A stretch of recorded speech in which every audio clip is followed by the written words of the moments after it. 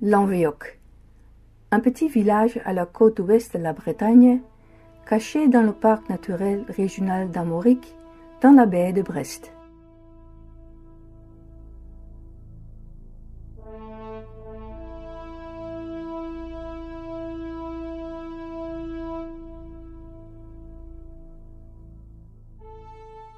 Un village où le temps s'est arrêté.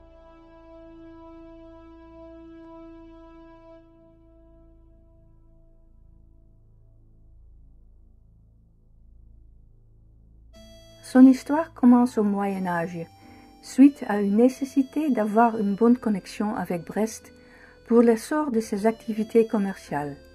Le plan incliné qui fut construit pour faciliter ces activités existe encore aujourd'hui.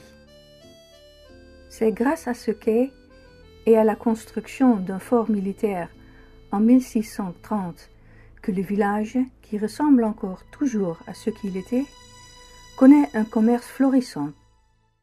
Durant la Seconde Guerre mondiale, la baie de Brest avait une importance stratégique énorme et plusieurs bases militaires furent construites.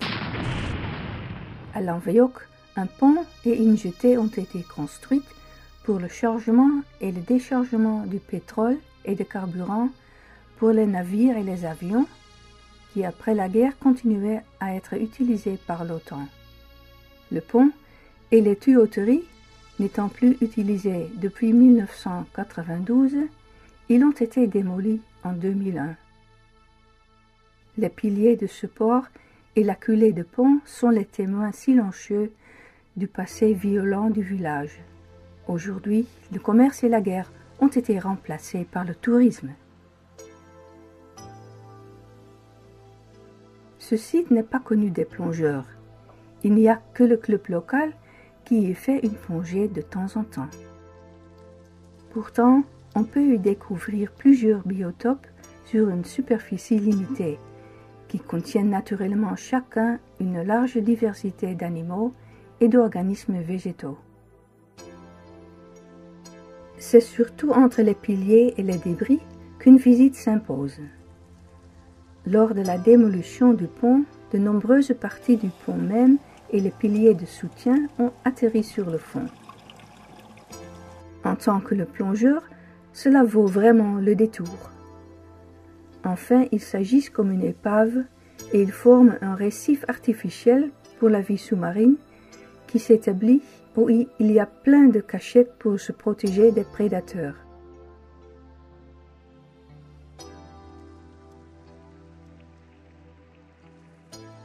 Une grande section du pont entre les piliers attire immédiatement notre attention. On y voit clairement comment les sections du pont ont été attachées aux piliers. Sous cette gigantesque construction, de nombreux poissons trouvent un refuge.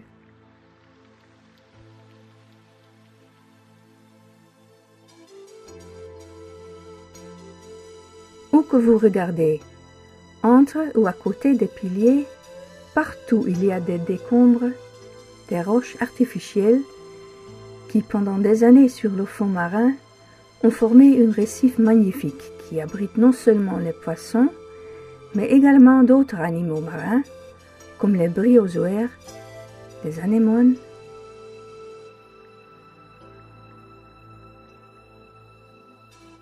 les étoiles de mer et une très grande variété de limaces de mer.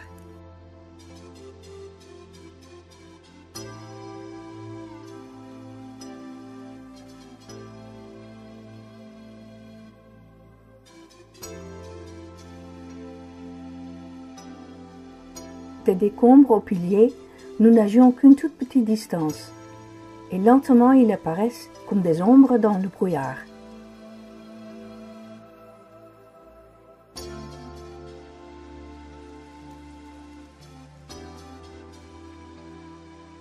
Ces énormes constructions en béton sont richement envahies par de nombreux organismes.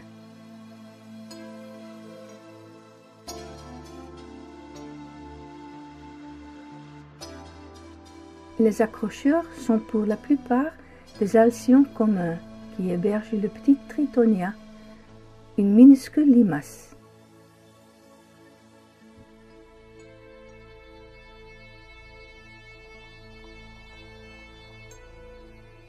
beaucoup d'autres limaces et des platodes font de ces constructures en béton gigantesques leur maison, ensemble avec de nombreuses espèces de gastéropodes.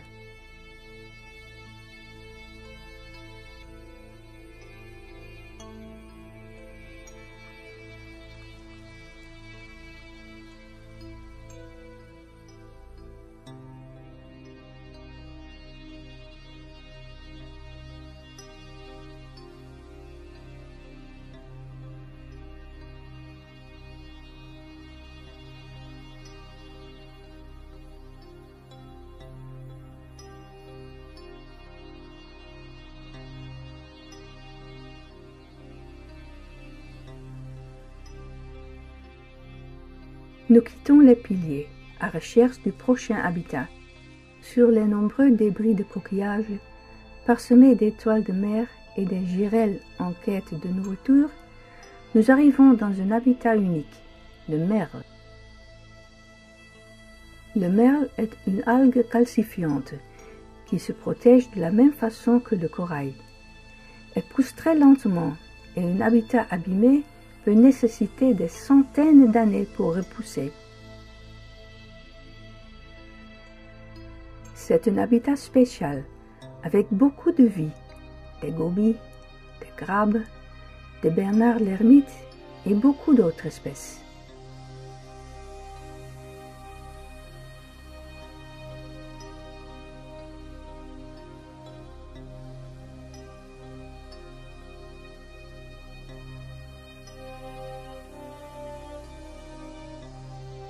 Les oursins l'utilisent même pour créer leur camouflage.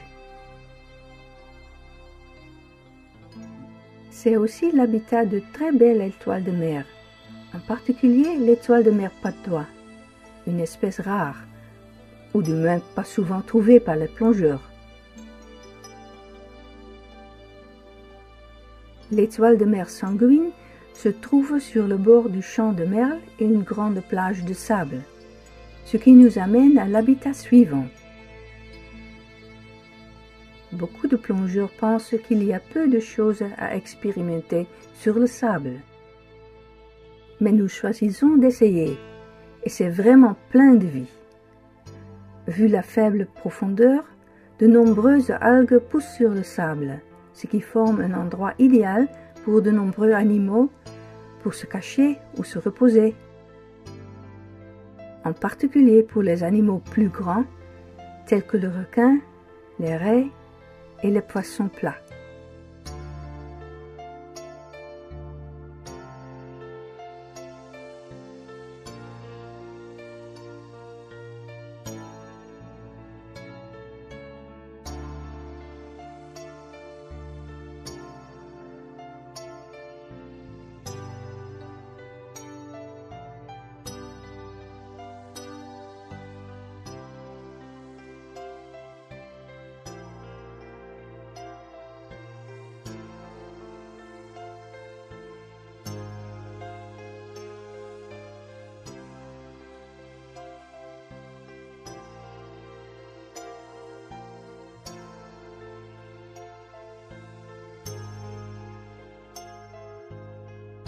Les araignées de mer sont toujours à la recherche d'un bon repas.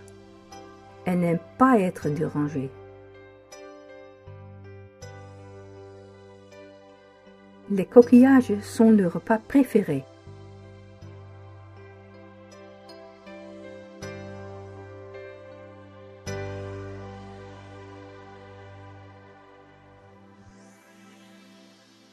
Pas seulement les crabes, mais les étoiles de mer sont également des chasseurs redoutables.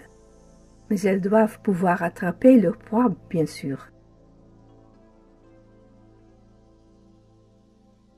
Non seulement sur le sable, mais aussi dans le sable, les animaux sont cachés, tels que cette ophiure enterrée,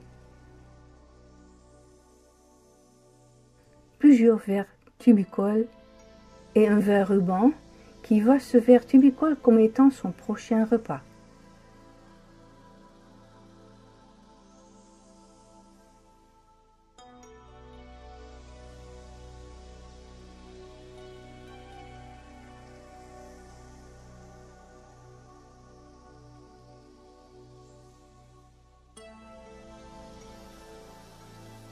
De nombreuses espèces de poissons sont actives sur et au-dessus du sable, comme tous les animaux, toujours à la recherche d'un délicieux repas.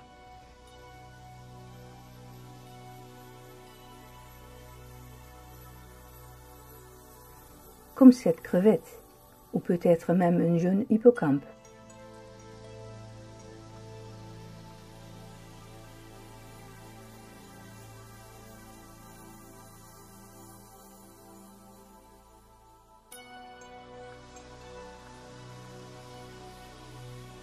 Les seiches y cherchent une proie ou un lieu de repos. Ces beaux animaux ne sont pas seulement actifs au-dessus du sable, mais aussi au-dessus des austères, ce qui nous amène de nouveau à l'habitat suivant. Les austères, qui se balancent dans la houle, forment une excellente cachette.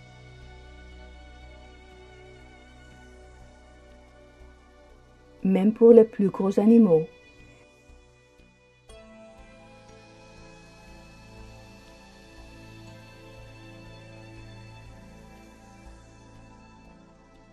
Et les seiches l'utilisent pour pondre leurs œufs.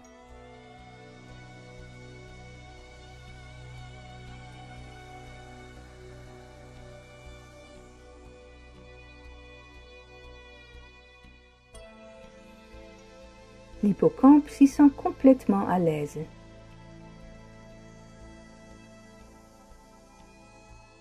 Les champs d'herbes marines forment un habitat qui est particulièrement actif pendant la nuit.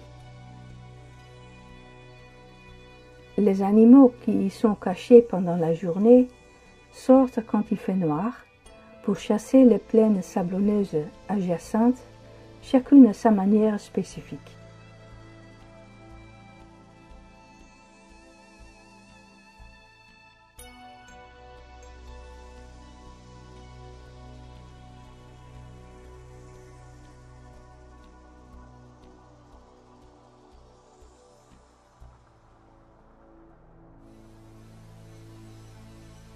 Avant que le soleil se lève, ils doivent avoir eu un bon repas.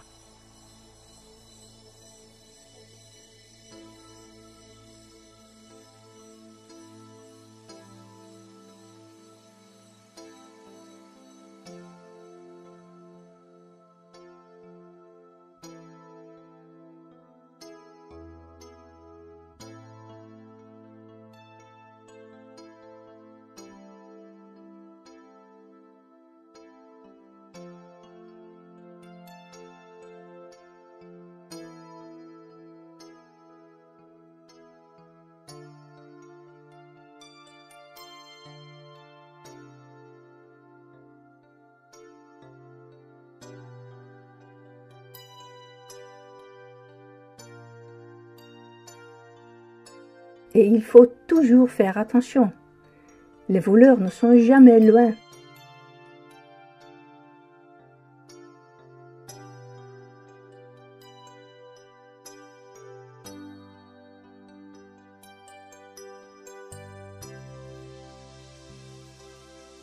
Le soleil se lève et la journée commence. Les animaux nocturnes disparaissent de nouveau entre les algues et les herbes. Il ne nous reste qu'un seul habitat, notamment des rochers qui protègent la berge des tempêtes et des vagues. Une côte rocheuse artificielle, richement envahie par une vie diversifiée.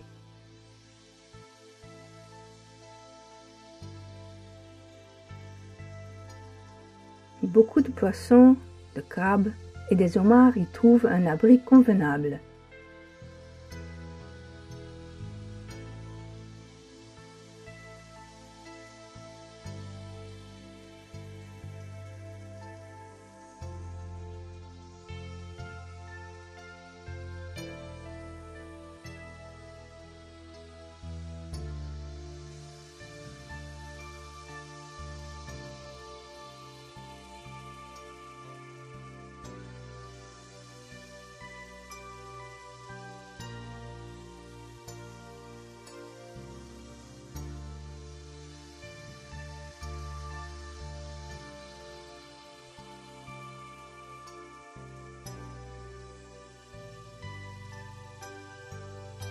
Les anémones et les vers tubicoles s'y sentent bien à l'aise, et en particulier l'ortie de mer vaut la peine d'être vue.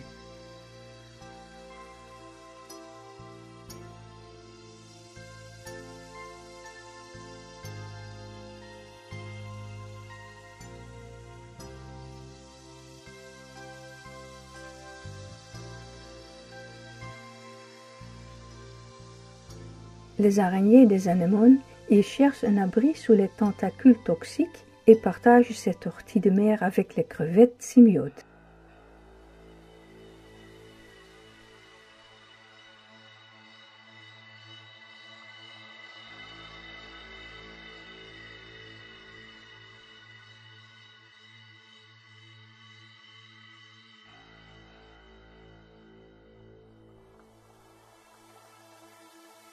Naturellement, les limaces de mer sont également bien représentées.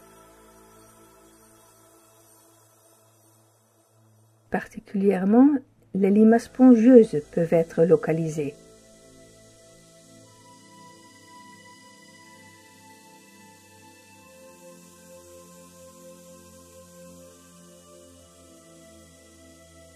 Souvent cachées et si peu vues sont les ormeaux et une petite étoile de mer qui vit habituellement sous les pierres.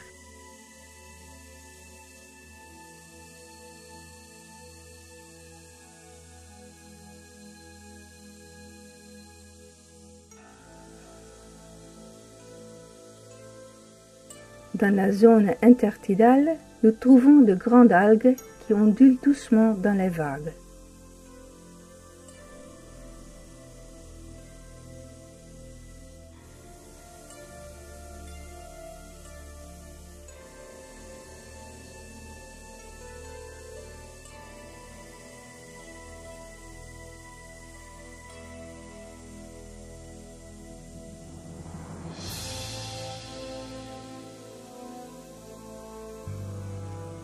Après quelques coups de palme, nous remontons à la surface sur la plage de sable.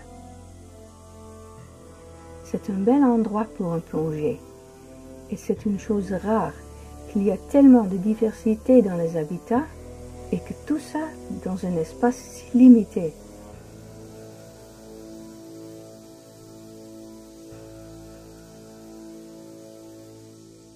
La côte atlantique est un joyau pour les plongeurs.